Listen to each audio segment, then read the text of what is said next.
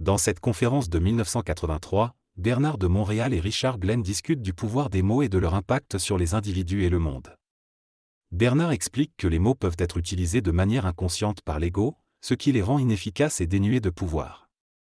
Cependant, lorsque les mots sont utilisés de manière consciente et enracinés dans l'esprit, ils deviennent des véhicules pour l'énergie créatrice. Il explique que la communication est fondamentale dans le cosmos car elle permet le transport d'énergie, et que les mots sont les systèmes de transport utilisés par l'esprit.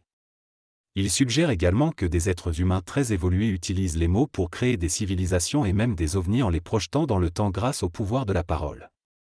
Dans cette discussion, il est mentionné que la différence entre les mots parlés par les êtres sans conscience suprême et les ovnis est discutable. Les mots parlés par l'homme conscient peuvent débloquer sa civilisation et créer un nouvel état d'évolution. Cependant, les mots n'ont pas d'importance dans l'existence de l'homme et il met trop d'importance dessus, ce qui le rend orgueilleux. Un temps viendra où l'homme entrera en contact avec des êtres humains d'une autre dimension, qui ont le pouvoir des mots.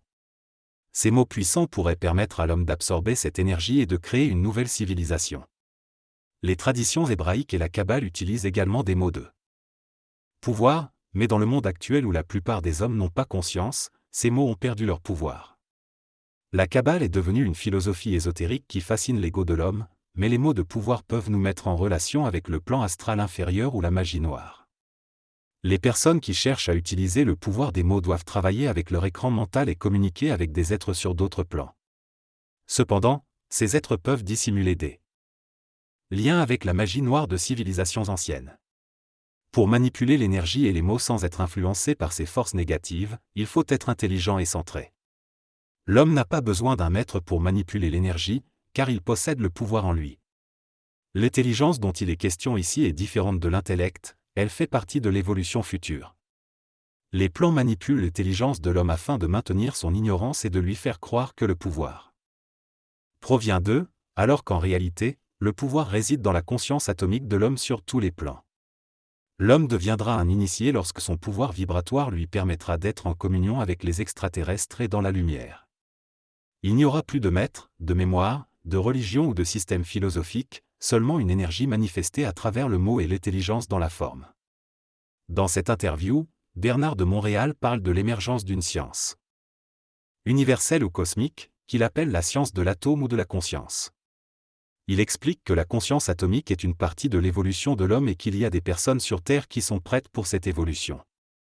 Cependant, il précise que ces séminaires ne permettent pas nécessairement d'atteindre cet état de conscience atomique, mais plutôt de soutenir sa vie matérielle et de canaliser une partie de cette intelligence. Il souligne que ceux qui ont déjà la vibration ou la sensibilité sont plus proches de comprendre ce processus, mais que cela ne garantit pas qu'ils le connaîtront nécessairement. Il explique que ces séminaires sont comme une sorte d'école, mais il évite de les présenter ainsi pour ne pas attirer les gens qui abandonneraient d'autres écoles pour y venir. Il précise également que ceux qui vivent le contact avec cette énergie au fil des années peuvent perdre totalement la mémoire subjective, car cela fait partie du repositionnement du centre d'énergie mentale sur un plan supérieur. Cependant, cela ne signifie pas qu'ils n'ont plus de mémoire, mais plutôt que l'ego ne peut plus l'utiliser à sa guise. Dans ce texte, Bernard de Montréal explique que l'être humain est conditionné par son mental inférieur, lié à la mémoire et aux pensées. Cependant, il affirme que l'énergie instantanée peut être le support d'une nouvelle intelligence pour l'humanité. Cette nouvelle forme de pensée permettrait de se libérer de l'égocentrisme et d'atteindre une intelligence centrique, qui transcende l'ego. Il reconnaît que certains individus peuvent avoir du mal à accepter cette nouvelle intelligence et risquent de fondre. Cependant, il estime que la majorité des personnes qui le suivent ont réussi à s'adapter et à contrôler leur mental. Il se considère comme un canal de cette énergie créative, qui contient une intelligence reconnue par les individus qui en sont capables. Il souligne également que cette nouvelle conscience fera partie de l'évolution humaine, mais reconnaît que son assimilation peut être difficile pour certains. Enfin, il affirme qu'il parle plutôt que de simplement discuter, et que ceux qui sont en mesure de le comprendre peuvent établir une connexion énergétique avec lui. Cependant, il admet qu'il peut choquer ceux qui ne sont pas prêts à accepter cette nouvelle intelligence.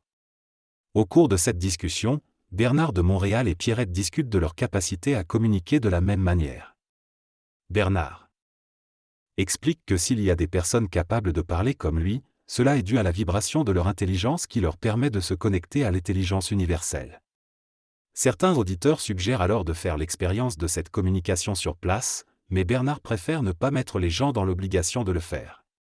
Finalement, Pierrette, la femme de Bernard, se présente et fait une brève intervention où elle explique qu'elle a également subi un changement vibratoire et une transformation mentale après sa rencontre avec Bernard. Ils discutent ensuite de l'importance de trouver ses propres réponses dans la vie et de l'éducation de leur enfant. Enfin, il est mentionné que la transmission des connaissances de Bernard aux enfants pourrait être ouverte et qu'il était possible de le faire de différentes manières. Dans cette conversation, Pierrette et Bernard discutent de l'enfant et de la forme. Pierrette affirme qu'il est important d'amener l'enfant à développer une certaine maturité, tout en conservant son côté enfant. Elle souligne que les enfants d'aujourd'hui sont plus intelligents en raison de l'accès aux médias et aux informations. En ce qui concerne la forme, Pierrette explique que l'école est une forme à laquelle l'enfant doit se soumettre.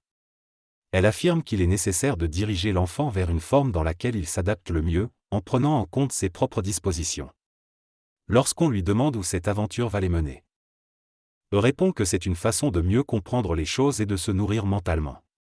Elle souligne qu'il est important de continuer à rechercher cette intelligence qui se trouve derrière la forme, car cela nous tient et nous rend sécures.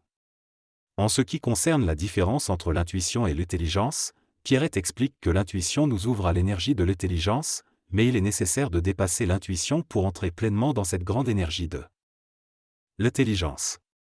Finalement, Bernard souligne l'importance de la forme dans le cosmos et explique que lorsque l'on parle de destruction de la forme, il s'agit de détruire les formes nuisibles à l'homme. La forme joue un rôle essentiel dans nos vies, mais certaines formes peuvent nuire à l'homme en drainant son énergie émotionnelle et mentale. Ce sont des formes faites d'émotions et de pensées subjectives. Cependant, lorsque l'homme commence à voir les formes sans lien émotif ni subjectivité, il entre dans l'énergie de l'intelligence. L'intelligence se manifeste à travers des formes, comme les mots que nous utilisons pour communiquer, mais ces formes ne deviennent pas des souvenirs. Elles sont utilisées puis laissées de côté. La créativité de l'intelligence est toujours en mouvement, contrairement à ce à quoi l'homme est habitué. L'intuition est une manière pour l'intelligence de se manifester à travers la forme, mais elle est influencée par les insécurités de l'ego. Elle n'est jamais totalement sûre car elle est teintée d'émotions et de pensées. L'intuition est plus proche de l'intelligence créative que du rationalisme, mais ce n'est pas encore de l'intelligence pure. Lorsque l'homme sera dans l'intelligence pure, il n'y aura plus d'intuition. L'intuition est une étape vers l'intelligence, et c'est une caractéristique plus présente chez certains peuples moins structurés. Concernant sa propre incarnation, Bernard de Montréal dit que sa femme est comme beaucoup d'autres femmes, un esprit dans un corps féminin.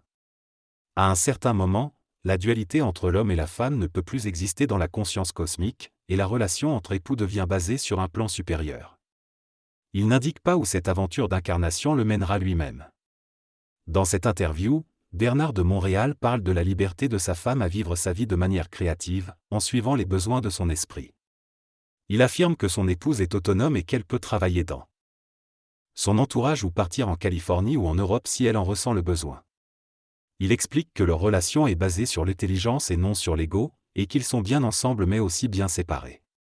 En ce qui le concerne, Bernard de Montréal mentionne que sa vie est vaste et va au-delà de ce qui est visible. Il fait référence à la connaissance de son avenir grâce à son intelligence et décrit cela comme une partie de la mémoire.